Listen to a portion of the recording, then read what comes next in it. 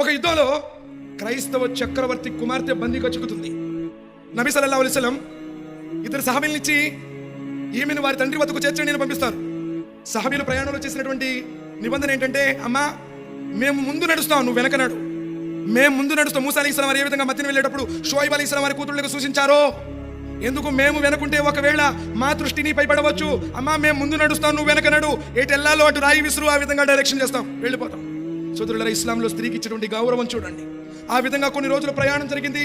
కనీసం వారెన్నడూ కూడా ఆమెను పలకరించలేదు. వెళ్ళారు రాజు ఆస్థానానికి. రాజు కొలువులో చేరుకున్నాక రాజకుమార్తె రాజుతో ఏమంటుందో తెలుసా? నాన్నా, ఈ రాజ అంతఃపుర మందిరాలలో లేనటువంటి గౌరవం నాకు ఆ ముహమ్మద్ సల్లల్లాహు అలైహి వసల్లం వారి గుడారాలలో కనిపిస్తుంది నాన్న. నేను ఆయన దగ్గరికి వెళతాను. అల్లాహు అక్బర్. ఈ రాజకోట అంతఃపుర భవనాలలో లభించినటువంటి భద్రతా రక్షణ నాకు ఆ ముహమ్మద్ సల్లల్లాహు అలైహి వసల్లం నివసించే గుడారాలలో కనపడుతుంది. సోదరులారా, ఎలా స్త్రీని గౌరవించింది.